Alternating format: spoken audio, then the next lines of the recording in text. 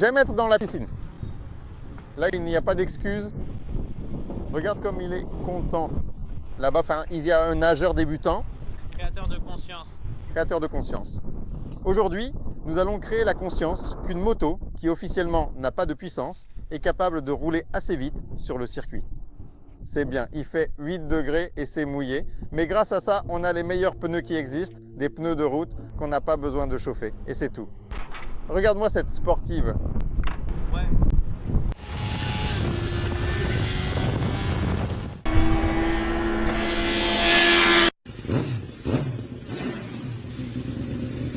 Salut, c'est moi, Andrzej. Devant moi, une moto qui me pousse à réfléchir. Des réflexions qui m'accompagnent depuis un certain temps déjà et qui sont un bon sujet de débat. Avons-nous vraiment besoin de 200 chevaux pour rouler sur circuit? Voilà la question, en avons-nous vraiment besoin? Si on sait les exploiter et qu'on a beaucoup d'expérience, c'est sympa d'avoir 200 chevaux sur circuit, mais si vous débutez, il me semble que ces 200 chevaux risquent plus de gêner que d'aider. J'ai eu ce genre de débat avec Steve Plater que j'ai rencontré lors du test de la Honda CBR 650R.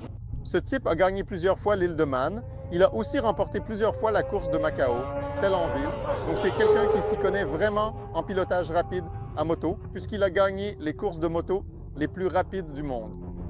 Selon lui, car il est aussi instructeur, on apprend beaucoup plus vite et beaucoup plus de choses sur une moto moins puissante que sur une plus puissante.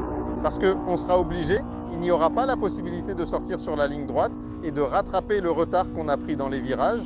Ici, il faut vraiment respecter la vitesse et la transmettre en permanence à l'asphalte. Et quand les gars sont couchés ici sur des 300, ils savent très bien de quoi je parle. Et il m'a assuré que cette moto procure vraiment énormément de plaisir sur circuit et qu'elle est tout à fait suffisante pour quiconque veut apprendre à rouler sur des pistes fermées, même pour ceux qui veulent apprendre à rouler vite. Et je me dis, ah mince, c'est vrai que sur la route, cette moto n'intimide pas par sa puissance, elle était tout simplement très agréable. Elle accélérait très joliment, très doucement. Il y a même un test quelque part ici sur YouTube que vous pouvez aller voir, donc je ne vais pas m'étendre là-dessus maintenant. C'est une moto vraiment sympa. Mais bon, si le gars le dit, alors quoi?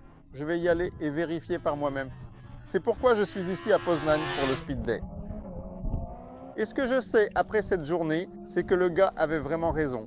Parce que oui, je n'étais pas ébahi par la puissance, il faudrait aussi changer un peu les rapports, parce qu'en réalité, j'arrivais à peine à passer la 5e sur la ligne droite de départ. Le 200 apparaissait à plusieurs endroits sur le circuit. Je n'étais pas, vous savez, aussi impressionné que par un litre de 200 chevaux, mais je me suis quand même vraiment bien amusé. Oh! Je me suis vraiment beaucoup amusé, ce qui se voit d'ailleurs sur le pneu arrière. Vraiment. Une excellente moto pour apprendre à rouler. Avant tout parce qu'ici, il faut apprendre à doser les gaz et à savoir les maintenir. Les freins aussi, en termes de performance, de freinage, de puissance de freinage, c'était vraiment excellent. Le seul problème est venu de l'ABS, car on sent qu'il fonctionne tout le temps. Tu appuies sur le levier et tu sens qu'il fonctionne. Ce n'est pas très agréable. Il faut composer avec, mais l'important c'est que si on serre plus fort, le levier freine tout simplement la moto. Si on enlevait le fusible de la boîte et que l'ABS ne fonctionnait plus, ce serait vraiment super.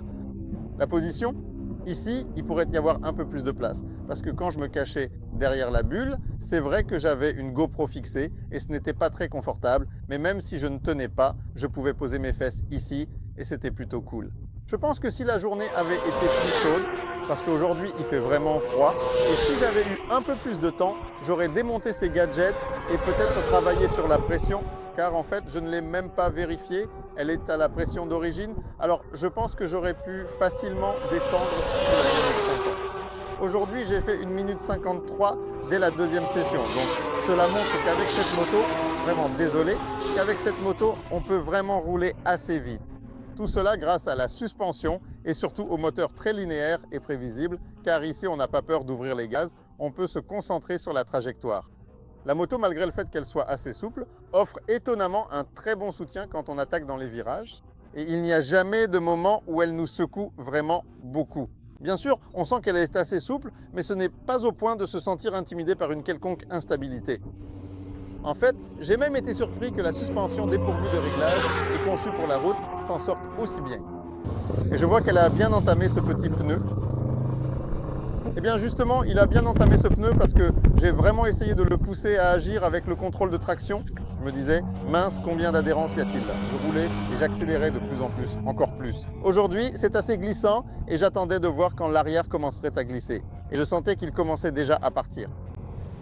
Et je regardais ce voyant en attendant que le contrôle de traction commence à clignoter, mais rien ne se passait. Et soudain, j'ai vraiment exagéré. Et c'est vrai que quand le contrôle de traction s'est activé assez fort, ça a coupé la puissance. Malheureusement, ce n'est pas un contrôle de traction de course ou sportif, mais croyez-moi, cet engin génère tellement d'adhérence, surtout avec ses pneus, que franchement, moi je désactiverai simplement le contrôle de traction et je roulerai sans. Et si tu n'as pas d'expérience, alors laisse-la simplement activer, et si tu sens qu'elle s'active, cela veut dire que c'est toi qui as fait une erreur, et non pas que la moto est terriblement puissante. Donc, à mon avis, si vous cherchez une moto qui sera excellente en ville, parce que j'ai roulé avec cette machine ces derniers jours dans Varsovie, et franchement, c'était vraiment super, parce qu'elle est confortable. Elle n'est pas trop lente pour la ville, elle est vraiment suffisamment rapide, voire même trop rapide pour la ville. Elle accélère très doucement à n'importe quel régime. Donc si vous avez besoin d'une moto très conviviale, avec laquelle vous pouvez rouler aussi bien en ville que partir en voyage, parce qu'elle offre une certaine protection contre le vent, qu'elle a un look sensationnel et que de temps en temps, vous voudrez aller sur un circuit, petit ou grand, alors vraiment, la CBR 650 sera ce compagnon agréable que vous allez certainement apprécier. Je pense que c'est tout ce que je peux dire. J'espère que j'ai tout couvert. Je vous adresse mes salutations les plus chaleureuses. Je vous invite à consulter le journal. Si vous souhaitez écouter l'interview avec Stevie Plater, nous mettrons aussi un lien quelque part ici. Salut!